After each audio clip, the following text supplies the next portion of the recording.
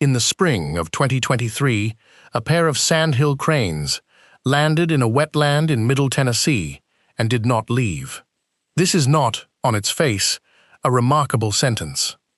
Sandhill cranes pass through Tennessee every year, in numbers that have been growing for decades, pausing in farm fields and shallow impoundments during their migrations between wintering grounds in Florida and Georgia and breeding grounds in the upper Midwest, the Great Lakes region, and Canada. Wildlife biologists know the route. They have banded the birds, tracked them with GPS transmitters, counted them in aerial surveys, and built a reasonably detailed picture of where sandhill cranes go and when and why. The migration is understood. The stopover sites are mapped. The population trajectory is one of conservation's cleaner success stories. A species that was functionally eliminated from most of its former range in the eastern United States by the early 20th century, and has been rebuilding, slowly and then less slowly, for the past 50 years. Wildlife biologists in Tennessee have been watching that rebuilding process with professional attention and general satisfaction. They were not watching for what happened in 2023, because what happened in 2023 was not supposed to happen yet, and possibly was not supposed to happen at all by any model they had constructed from the available data. The pair that landed in that Middle Tennessee wetland built a nest. If you have spent any time following wildlife biology or conservation news, you may have encountered the phrase "unprecedented" in recent decades, attached to a species event, and felt a reasonable skepticism about whether the word is being used with appropriate care. It is a word that gets deployed loosely in press releases and grant applications, where novelty has a kind of currency that can be overstated. In this case, the word is being used carefully, and it is accurate. Sandhill cranes had not successfully nested in Tennessee in documented form since the middle of the 19th century. The last confirmed breeding record in the state, depending on which historical account you rely on, dates to somewhere between the 1860s and the 1880s. The species was not absent from Tennessee because it was migratory and nested elsewhere. It was absent as a breeding entity because the ecological conditions that had supported its former breeding population in the state had been destroyed, and because the population rebuilding process, as impressive as it had not yet reached a threshold that would push breeding birds this far south and east into terrain that the models of sandhill crane range expansion had not prioritized. Then it did, and the biologists who have spent their careers building those models are doing something that scientists are trained to do, but that the professional culture of science can make genuinely difficult, which is saying clearly and honestly that they do not fully understand why. Subscribe if you want to follow the stories that wildlife agencies don't put in the press release headline. This is one of them. The sandhill crane is one of the oldest living bird species on Earth. This is not a promotional claim or an approximation. The fossil record for the genus Grus extends back approximately 9 to 10 million years, and sandhill crane fossils that are morphologically indistinguishable from the modern species have been recovered from deposits dating to the Pliocene. The bird that a Tennessee farmer is now watching wade through a flooded field is, in its essential form, an animal that was doing the same thing before the Pleistocene ice ages reshaped the North American landscape, before the megafauna extinctions of the late Pleistocene removed most of the large herbivores from the continent, before any human being set foot in the Western Hemisphere. It has outlasted catastrophes that reshaped the continent's ecology multiple times. It is not an animal that is easily surprised by change. And yet what is happening in Tennessee right now represents something that has not been documented in the species' relationship to that specific landscape in the entire span of modern ornithological record-keeping. Understanding why it matters, and why the biologists who study this species are paying close attention to what they cannot yet explain, requires some background on what sandhill cranes actually are and how they work. because the popular image of a large gray wading bird doing elegant courtship dances in a nature documentary, while accurate as far as it goes, does not capture the biological specifics that make the Tennessee nesting event genuinely interesting, rather than merely picturesque. Sandhill cranes are long-lived, slow-reproducing birds that invest heavily in a small number of offspring over a very long breeding career. Individuals in the wild commonly live into their 20s. Captive birds have exceeded 30 years. They reach sexual maturity at roughly 2 to 7 years of age, depending on conditions. And breeding pairs typically raise no more than 2 chicks per season, with only one frequently surviving to fledgling. The chicks that do survive remain with their parents through their first winter and migration, forming family groups that are the basic social unit of sandhill crane life for approximately 9 months of the year. This life history strategy, high investment in few offspring with high individual longevity and fidelity to both mates and locations, has significant implications for how the species responds to changes in its environment. Sandhill cranes are site-faithful in a way that is biologically extreme, even by the standards of long-lived birds. Breeding pairs return to the same wetland territories year after year, with a consistency that borders on compulsive. They learn their migration routes from their parents during those first winter family travels, and those routes become deeply encoded behavioral templates that individuals follow for decades. The route that a sandhill crane is flying in its 10th year of migration is functionally the same route it learned as a chick following its parents, refined by 10 years of individual experience but anchored to the foundational template established in that first migration. This has profound implications for how the species expands its range and colonizes new nesting areas, because range expansion in a site-faithful, route-learning species is not accomplished by individuals simply wandering into new territory and settling wherever conditions look favorable. It is accomplished through a slow, intergenerational process by which small numbers of individuals, typically young birds who have not yet established breeding territories, explore terrain outside the learned template and occasionally find conditions suitable for nesting. If they nest successfully in that new location, their offspring learn that location as part of the foundational migration template. Over generations, the new site becomes embedded in the population's institutional memory. The process is slow, it is sensitive to disruption at any stage. And it produces, in the long-term range expansion trajectory of a recovering population, a pattern of advance that is not random but is shaped by the specific routes and stopover sites that were in use during the period when the recovering population first began pushing into new areas. This is the context in which the Tennessee nesting event needs to be understood, because the puzzle it presents is not simply that cranes are nesting in Tennessee for the first time in a century and a half. The puzzle is that the route by which breeding birds arrived in Tennessee does not match the routes that the recovery of the eastern sandhill crane population would have been expected to generate. The sandhill crane population that is relevant to Tennessee is the eastern population, a management unit that encompasses birds wintering primarily in Florida, Georgia, and the Gulf Coast states and breeding primarily in the upper Midwest, with the core of the breeding range centered on Michigan, Wisconsin, Minnesota, and adjacent parts of Canada. The eastern population is the one that has driven the recovery narrative. It numbered somewhere around 1,000 birds in the early 1940s, at its population nadir following more than a century of market hunting, habitat destruction, and nest disturbance. It has grown since then to a population estimated at over 100,000 birds in recent years, a recovery of such magnitude that it represents one of the most successful bird conservation efforts in North American history.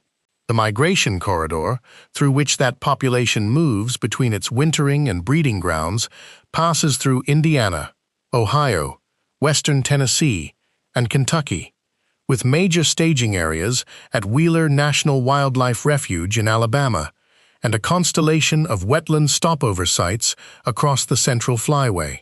This is the route the birds know. This is the route encoded in the population's learned migration template. This is the route that, by every model of how Sandhill crane range expansion works, would be expected to produce breeding colonization events in a specific geographic sequence, moving along corridors of suitable habitat that are connected to the existing migration route by the kind of short exploratory deviations from established paths that produce new site fidelity over generations. Middle Tennessee, where the nesting event occurred, sits south and east of the core migration corridor in a way that does not fit the expected pattern of incremental range expansion from the existing route. The birds did not arrive in the nesting wetland by making a series of small deviations from a known path that cumulatively moved them into new territory. Or if they did, the intermediate steps of that process were not documented, which means either the monitoring was missing something or the process by which these particular birds found this particular wetland was not the incremental generational process that Sandhill crane range expansion has historically followed. Wildlife biologists working on the eastern population are, in their measured and careful professional language, acknowledging that they are not sure which of those explanations is correct, and that either answer raises questions they do not have fully satisfying responses to. The question of monitoring gaps deserves serious consideration before jumping to the conclusion that something biologically anomalous occurred. Tennessee is a large state with a lot of wetland habitat that is not intensively monitored for sandhill cranes outside the established migration window. It is possible that birds have been making exploratory movements into parts of the state that fall outside the standard survey areas, and that these movements have been occurring for several years without generating a documented record. It is possible that the 2023 nesting event was not the first time breeding cranes were present in the state, but simply the first time a breeding pair was detected. The absence of evidence in survey data is not the same as evidence of absence in the field, and this distinction matters in a case where the behavioral consequences of concluding that something unprecedented has occurred are significant. But even granting maximum uncertainty to the monitoring record, there are features of the 2023 nesting event that resist a simple explanation by way of monitoring gaps. The pair of cranes that nested in Middle Tennessee was subsequently documented to be carrying transmitters from a banding and tracking program, which means their movements prior to the nesting event were at least partially recorded. The data from those transmitters shows a movement history that the researchers who reviewed it found difficult to reconcile with the standard model of sandhill crane range expansion. These were not birds whose tracked movements showed a pattern of incremental deviation from established routes over multiple seasons. The movement history shows something that looks less like a gradual exploratory process and more like a directed movement into unfamiliar terrain that the bird's prior movement history would not have predicted. The researchers are being careful about what conclusions they draw from a sample size of 2 birds in a single breeding season. The carefulness is appropriate, but it is also honest enough to acknowledge that what they are seeing does not fit neatly into the framework they have been using, and that the framework may need adjustment. The habitat in Middle Tennessee, where the nesting occurred, is worth describing in some detail because it speaks to another layer of the puzzle, which is why that specific location was selected by birds whose route to it remains unclear. Sandhill cranes have specific and well-documented habitat requirements for nesting. They need shallow wetlands with emergent vegetation, primarily grasses, sedges, and cattails, that provide cover for the nest and allow the incubating bird to maintain visual surveillance of the surrounding area. They need sufficient wetland extent to buffer the nest against terrestrial predators. They need proximity to foraging areas, typically grasslands, agricultural fields, or meadows, where the pair can feed while one bird incubates. And they need low levels of human disturbance during the nesting period, which typically runs from late March through May in the eastern United States, with chicks remaining dependent on parental care through the summer months. The wetland, where the Tennessee pair nested, meets these criteria in ways that are not accidental. Middle Tennessee's landscape is a mosaic of pasture land, row crop agriculture, cedar glades, and river bottomland that has been modified by human management over the past century in ways that have, incidentally, created habitat features that sandhill cranes find usable. The growth of wetland conservation programs, including the Wetlands Reserve Easement Program and various state wildlife management area developments, has added wetland area to the Tennessee landscape that did not exist 50 years ago. The agricultural conversion of marginal lands, combined with CRP enrollment that has taken some row crop fields out of intensive production and returned them to grass cover, has created a feeding habitat matrix that sandhill cranes can exploit. The wetland itself was part of a privately managed wildlife area whose owner had been actively managing water levels for waterfowl, which means the structural features that made it attractive to the nesting cranes were the product of intentional management, not purely natural wetland dynamics. This matters for two reasons that point in somewhat different directions. The first is that the habitat explanation for why cranes could nest in Middle Tennessee is coherent. The habitat is there. It is in some respects better than it would have been 50 years ago. The question of whether that habitat was available and suitable does not actually need a complicated answer. It was. The harder question, the one that the available habitat does not by itself answer, is why now and why these birds?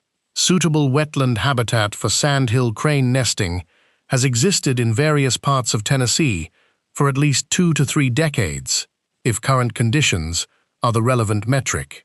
If habitat availability were the sole driver of breeding colonization, earlier nesting events would be expected.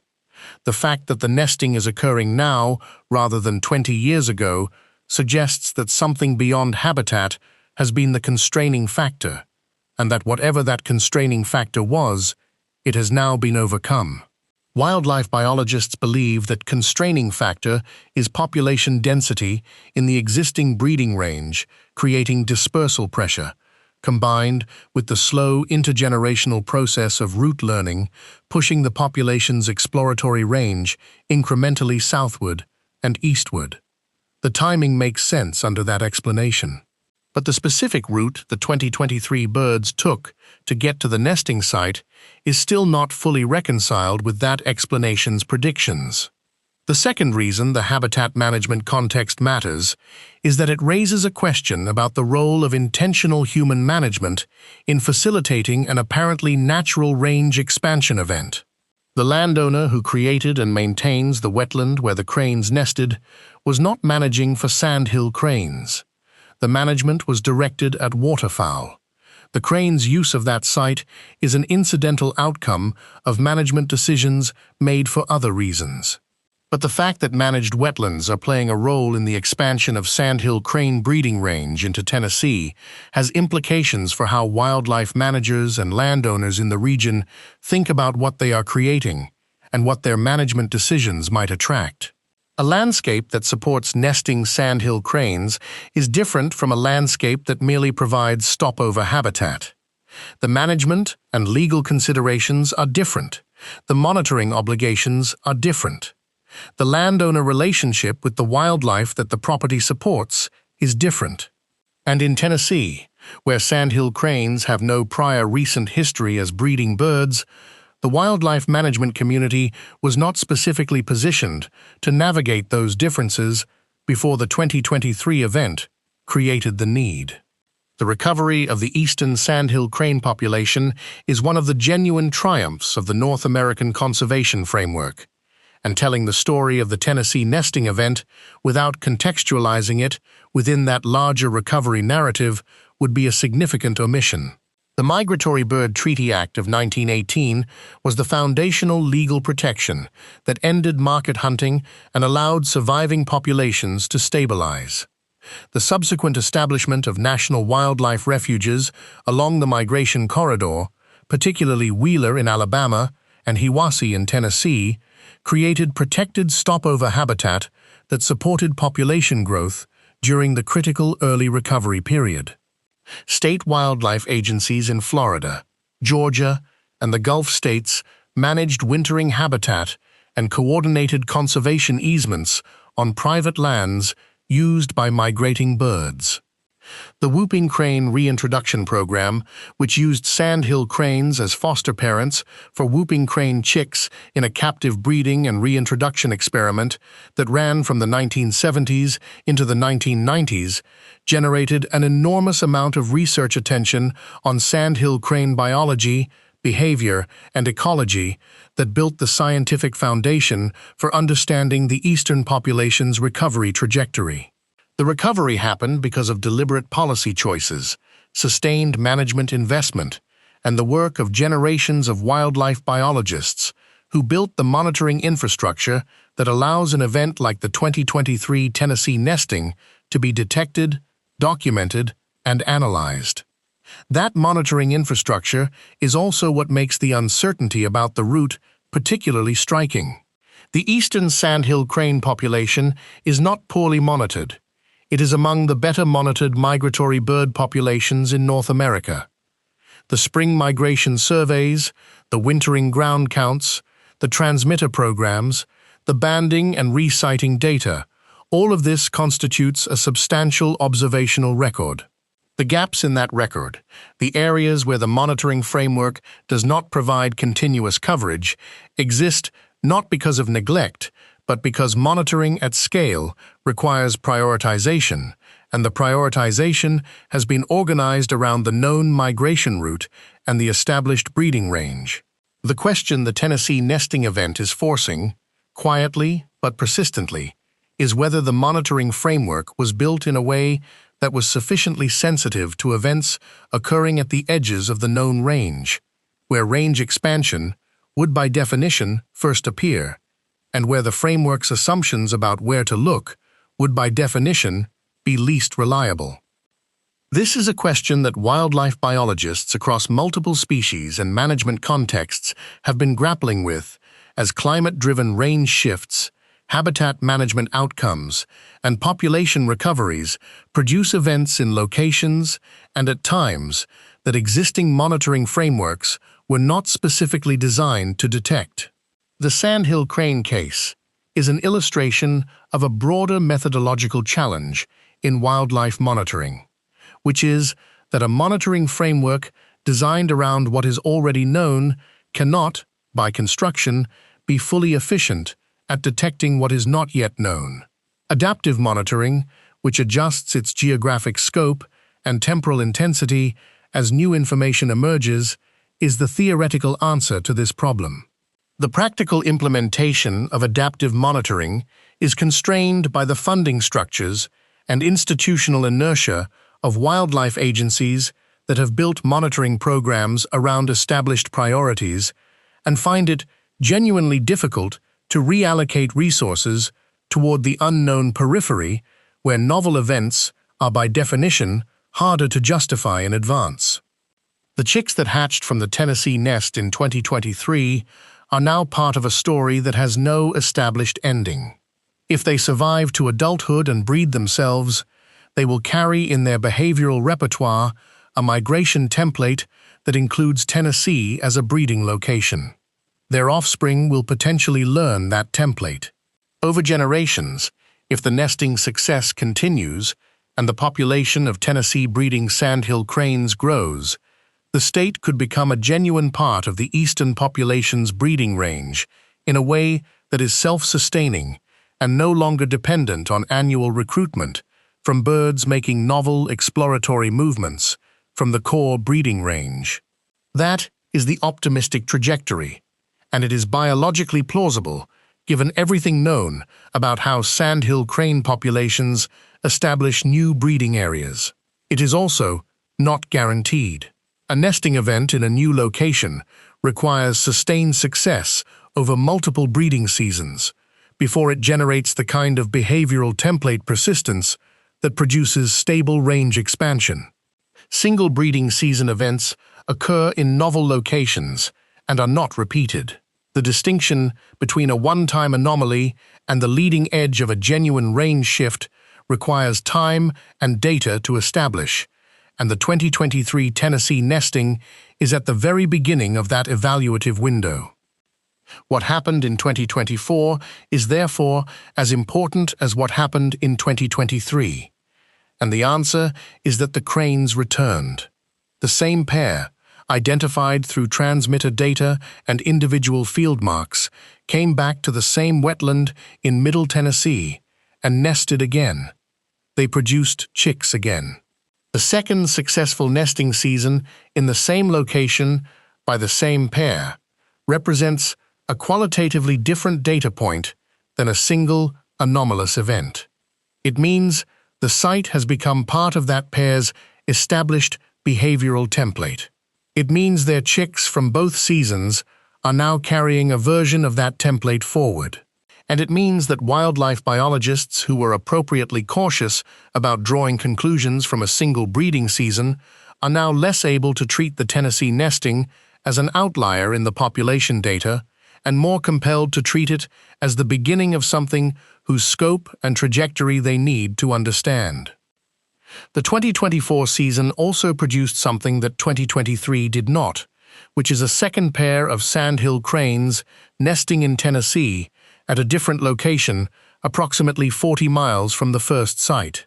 This is the data point that most significantly changes the character of the story. A single pair nesting in a novel location can be explained by individual behavioral idiosyncrasy, by a pair whose movement history was unusual enough that they ended up in a location outside the normal range, through a combination of factors unlikely to be replicated by other individuals. Two pairs nesting in different locations, in the same state, in the same season, cannot be explained that way.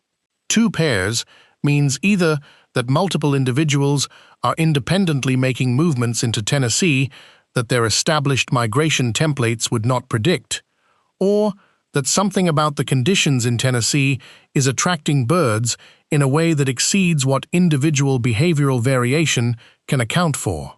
Neither explanation is simple. Neither is fully satisfying with the data currently available.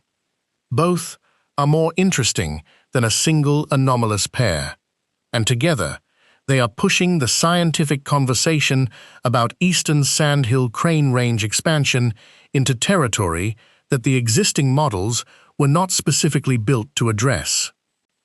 The question of what is driving the movement into Tennessee has several candidate explanations that are not mutually exclusive and that wildlife biologists are working to evaluate with the available data. Population density in the core breeding range is the explanation that fits most cleanly within the established model of range expansion.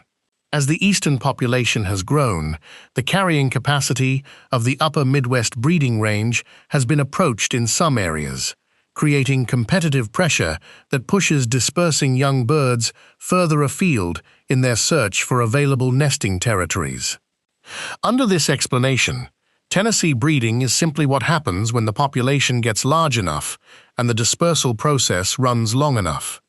The timing of the 2023 nesting, occurring when the eastern population has reached its largest documented size in the modern era, is consistent with this explanation. The geographic specifics of where in Tennessee the nesting is occurring, specifically in the central part of the state, rather than in the northern counties that would be most directly accessible from the known migration corridor, are less easily accommodated by a simple density-driven dispersal model. Climate is another candidate, and like all climate-related explanations for wildlife distributional changes, it is simultaneously compelling and difficult to isolate as a causal factor from the confound of all the other things that have changed simultaneously. Sandhill cranes are sensitive to phenological conditions in their breeding territories, specifically to the timing of snowmelt and water availability that determines whether wetland conditions are suitable for nesting during the relevant window. Warmer spring temperatures across the Mid-South have been advancing the date at which wetland habitat in Tennessee becomes suitable for nesting cranes, which means the phenological mismatch between migration timing and habitat conditions that might historically have prevented successful nesting in the region has potentially been reduced.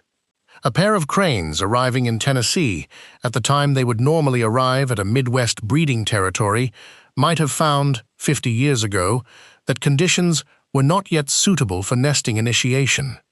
Today, they may find conditions that are suitable within a week of their arrival. If phenological suitability was a historical constraint on Tennessee nesting, its reduction by warming spring temperatures would expand the window of nesting opportunity in a way that density-driven dispersal could then exploit. The habitat management explanation, which points to the expansion of wetland conservation programs in Tennessee over the past 3 decades as creating breeding habitat that did not previously exist, is the third major candidate and probably the most tractable from a management perspective. If the limiting factor for Tennessee nesting was habitat rather than population or climate, then the managed wetland creation and restoration that has occurred in the state since the 1990s has directly enabled the nesting event by providing suitable habitat in a location that dispersing birds could reach. This explanation does not require novel movement routes or climatically driven phenological shifts. It requires only that the habitat be present and detectable to birds whose movement patterns bring them into proximity with it. The challenge with this explanation is the timing problem noted earlier. Managed wetlands suitable for sandhill crane nesting have existed in Tennessee for long enough that, if habitat were the sole constraint, earlier nesting events might have been expected. The absence of earlier events points back to population density or dispersal route as the additional necessary condition, which means the habitat explanation is probably part of the answer rather than the whole of it. The honest scientific position, which the biologists working on this are willing to articulate when pushed, is that the Tennessee nesting event is probably explained by a combination of all 3 factors operating simultaneously. The population is large enough to generate dispersal pressure. The habitat is present and suitable. The phenological conditions have improved enough that arriving birds can initiate nesting successfully. The coincidence of all 3 conditions in the same region at roughly the same time produces an outcome that none of them alone would have generated. This kind of multi-causal explanation is unsatisfying in the sense that it does not point clearly to a single mechanism that can be monitored and managed. It is satisfying in the sense that it is almost certainly more accurate than any single-factor story, and its accuracy is more useful for predicting what will happen next than a cleaner but less honest account would be. What will happen next is the question that carries the most practical significance for wildlife managers in Tennessee, for landowners in the state whose properties may become relevant to an expanding crane breeding population, and for the broader conservation community that has been celebrating the recovery of the eastern sandhill crane and may now be watching that recovery enter a new geographic phase. If the 2 Tennessee nesting sites in 2024 become 4 in 2025 and 8 in 2026, the trajectory is clear and the management implications are significant. Tennessee would need to develop monitoring programs for breeding cranes, something it currently has no infrastructure for because breeding cranes have not been a management concern. Landowners who find nesting cranes on their properties would need guidance on what their legal obligations are and what management actions are compatible or incompatible with nesting success. The Migratory Bird Treaty Act's protections for cranes and their nests would need to be communicated to a landowner community that has no prior experience thinking about sandhill cranes as anything other than migratory visitors that pass through in November and February. The landowner dimension of this story is worth dwelling on because it captures something about the practical complexity of wildlife recovery that tends to get smoothed over in the conservation narrative's celebration of success. Sandhill cranes are large birds with specific habitat needs and a tolerance for human proximity that is real but has limits. A nesting pair of sandhill cranes on a privately owned wetland is legally protected in ways that constrain what the landowner can do with that wetland during the nesting season, which typically runs from late March through late May and then extends through the summer as the chicks grow. A landowner who has been managing a wetland for waterfowl hunting or agricultural purposes and who discovers nesting cranes in the spring is suddenly in a legal and practical situation that most Tennessee landowners have never navigated. The crane's protection status is clear. The practical guidance for how to manage land that is now hosting nesting cranes, how to conduct normal agricultural operations without disturbing the nest, how to communicate with wildlife agency staff who have not previously worked with breeding cranes in the state, how to understand what obligations exist and what discretion the landowner retains, is not yet developed in Tennessee in the way that it has been developed over decades in Michigan or Wisconsin, where breeding cranes have been a management reality for generations. The landowner whose property hosted the first Tennessee nesting was, by all accounts, genuinely enthusiastic about the cranes and accommodating of their presence. That individual response is not guaranteed to characterize every landowner relationship with future nesting cranes in the state.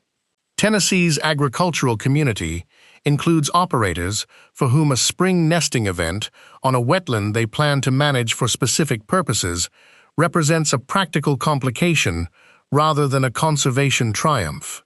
Building the relationship between the wildlife agency, the conservation community, and the landowner base before conflicts arise is the kind of proactive management that is easier to describe than to execute in the compressed timeline that a rapidly expanding breeding population creates. The 2024 season, with 2 nesting pairs, provided some additional runway for that work. How much runway remains before the Tennessee breeding population grows large enough that landowner conflicts become a routine management issue is not known. The broader conservation community has responded to the Tennessee nesting story with the kind of enthusiasm that is entirely appropriate given what the event represents. A species recovering far enough from a near-complete range collapse to begin recolonizing historical breeding territory it has not occupied in a century and a half is a genuine success story. The North American model of wildlife conservation, the regulated hunting and public trust framework that funds wildlife management through license sales and excise taxes, contributed directly to the conditions that made this recovery possible. The Migratory Bird Treaty Act provided the legal framework. The National Wildlife Refuge System provided critical habitat. State wildlife agencies managed wintering and stopover habitat. Private landowners enrolled in conservation programs contributed wetland area and management expertise. The Tennessee nesting is the current expression of all of those investments working, over decades, in the direction they were intended to work. Celebrating that is appropriate. What is less comfortable but equally important is acknowledging that the Tennessee nesting also reveals the limits of the predictive frameworks that wildlife biologists have built to understand and project the recovery. Those frameworks predicted that the eastern sandhill crane population would continue growing. They were right. They predicted that breeding range expansion would occur as the population grew. They were right. They predicted that the expansion would proceed along corridors connected to the existing migration route and in a geographic pattern shaped by the site fidelity and route learning behavior of the species. On that specific prediction, the Tennessee nesting is asking questions that the framework is not yet equipped to fully answer. The route the birds took, the pace of the expansion, the geographic specifics of where in Tennessee the nesting is occurring, these do not align perfectly with the predictions, and the misalignment is scientifically interesting in a way that goes beyond the Tennessee situation itself. Range expansion in a recovering species that learns its migration routes culturally, meaning through behavioral transmission from parents to offspring, should in principle be trackable and predictable in ways that range shifts in species with purely instinctive migration patterns are not. If you know the routes, you know where the learning can propagate. If you know where the learning can propagate, you can project where breeding expansion can go and at what pace. The Tennessee event is challenging that logic by producing a breeding outcome in a location and at a pace that the cultural transmission model, applied to the known root structure of the eastern population, does not cleanly generate.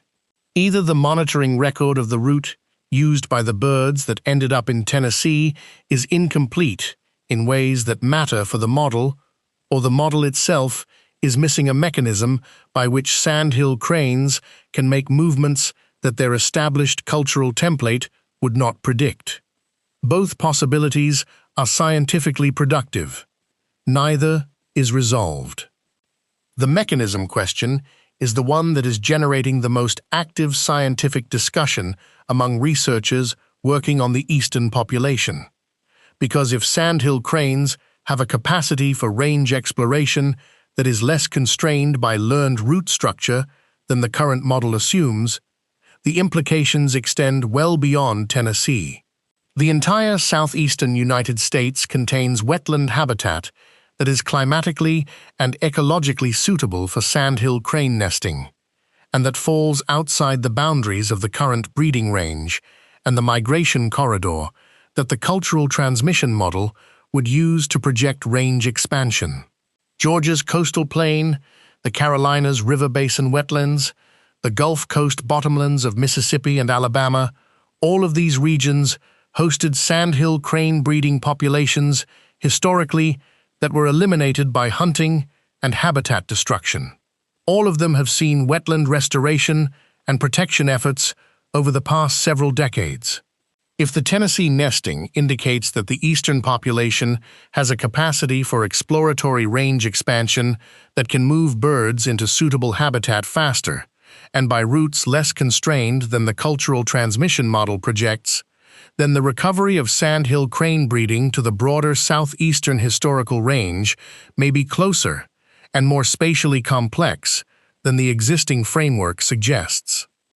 That possibility is genuinely exciting from a conservation perspective and genuinely challenging from a management perspective. A species recolonizing historical range at a pace and in locations that wildlife managers did not specifically anticipate requires adaptive responses from agencies that are accustomed to managing around a predictable range boundary. The Tennessee nesting is the first data point in what may be a series of similar events across the region.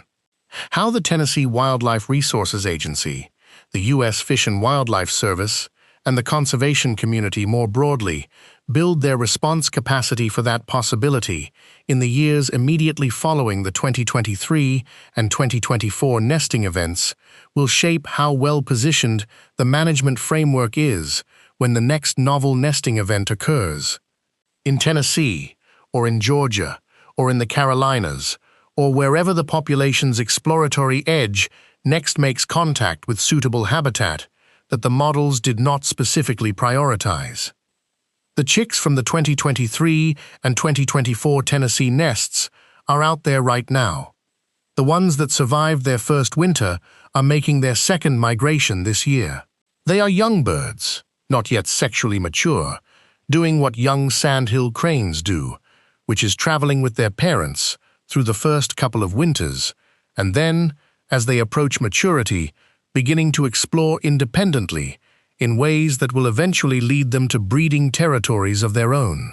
The territory those Tennessee-origin birds are most likely to select, if the behavioral inheritance of site fidelity works as it does in established populations, will be shaped by what they learned during their first migrations, and their first experiences of the landscape. What they learned includes the Tennessee wetland where they hatched. That wetland, or others like it in the region, is in their behavioral history in a way that it is not in the behavioral history of any sandhill crane hatched in Michigan or Wisconsin. Where that difference in behavioral history takes them is not yet known. The biologists who banded them and will be watching for their resightings have hypotheses. They are being careful about stating those hypotheses as predictions, because the Tennessee story has already demonstrated the limits of the predictions the framework was generating before 2023. What is certain is that the story is not over. It may be barely begun. A species that has been absent as a breeding entity from a state for a century and a half does not simply return, nest twice, and then resolve into a stable, new equilibrium without a transition period that involves surprises, management challenges, scientific revisions, and the kind of dynamic uncertainty that makes wildlife biology genuinely interesting rather than merely confirmatory. The eastern sandhill crane population is large enough now, and growing enough, and the habitat in the southeastern United States has improved enough that the Tennessee nesting is probably the beginning of a sustained recolonization process rather than an isolated anomaly. The pace and geographic pattern of that recolonization will test the models, challenge the monitoring frameworks, and require adaptive management responses from agencies that are only beginning to position themselves for what is coming. There is something worth sitting with at the end of this about what the Tennessee nesting actually means beyond its scientific and management implications. A bird that has been present in that landscape for tens of millions of years, that was hunted and displaced from a specific piece of it within the last 2 centuries, has found its way back. The finding its way back part is the part that the scientists cannot fully explain, and the inability to fully explain it does not diminish the fact that it happened. It may, in a sense, enhance it. The sandhill crane did not wait for the model to give it permission. It did not colonize Tennessee on the schedule that the cultural transmission hypothesis projected. It arrived by a route that the monitoring framework is still working to reconstruct, selected a wetland managed by a person who had no specific intention of attracting it, built a nest, raised chicks, and returned the following year to do it again.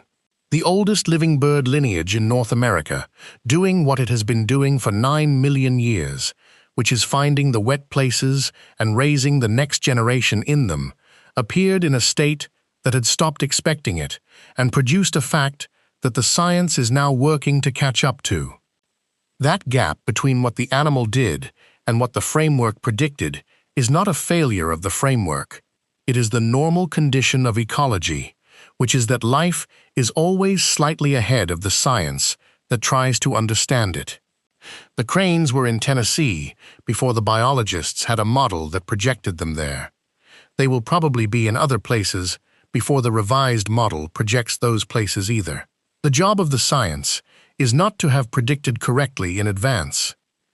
It is to look clearly at what is actually happening, acknowledge honestly what is and is not understood, and build the monitoring and management capacity to stay as close behind the leading edge of the real story as the tools and the funding and the institutional will allow. On all 3 of those counts, the Tennessee sandhill crane nesting is a beginning rather than an answer, and the researchers who are being honest about the limits of their current understanding are the ones doing exactly what the moment requires. The cranes are there. They are nesting. Their chicks are out in the landscape somewhere, carrying a behavioral template that includes Tennessee in a way that no sandhill crane has carried for 150 years. The rest is still being written by birds that do not read the literature and do not wait for peer review, and have been navigating this continent's changes for longer than the species that is now trying to understand them has existed. That is the actual state of the story. It is more interesting than the headline and more uncertain than the press release, and exactly as important as the people who study these birds believe it to be.